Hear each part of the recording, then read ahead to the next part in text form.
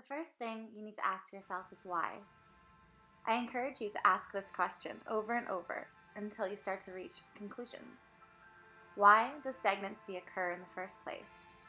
What is it that you're resisting that is keeping you from moving forward?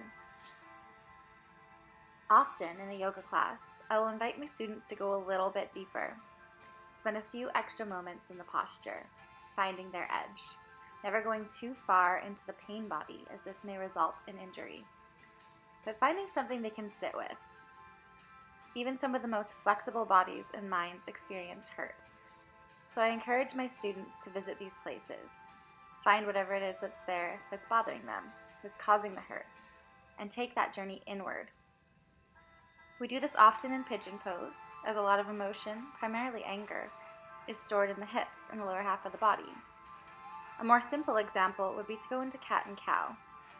Notice how the spine feels, what parts are flexible, and what parts are stagnant.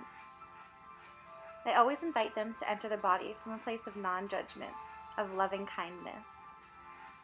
Noticing and observing the differences from here, simply taking note. Often we get stuck in routine. We tend to focus on what we're good at, what we do best. We go into our favorite poses with ease and leave the trickier ones for a later date. We soak right into that forward bend, into a place where we feel comfortable and marvel at the absolute bliss we are experiencing in that moment. This is great. I can handle this, we say.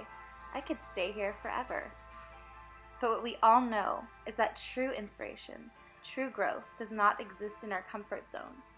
It actually can stem from the injury, the pain body that we tend to avoid because it requires us to break free from the shell that we've worked so hard on strengthening and solidifying. As we do this, we start to crack open and we begin to explore something we have very little control of.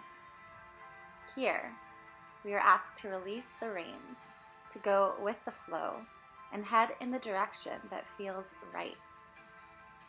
Like a small stem from a seed, finding its way through the mud and dirt, stretching to reach the sunlight. When we observe the body, the mind, our present relationships, yes, it's good to focus on the positive, what feels good and what's working for you. But there is a yang to every yin, and when we feel a block in the body or along our path, we need to look at this as an opportunity rather than a burden, something that's holding us back. It is a time to look at ourselves. Where in the body and mind do you feel stagnancy?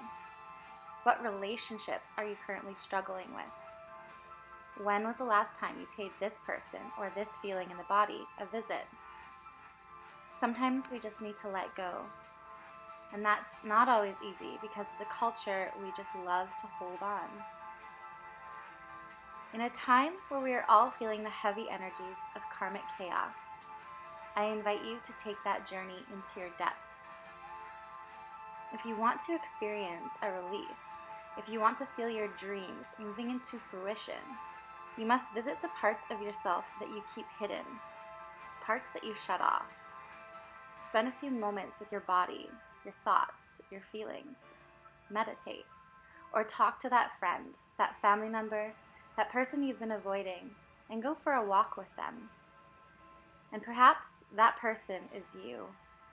Maybe you simply need to just be with yourself for a while, deepen your connection, to fall in love with you again, physically, emotionally, and spiritually.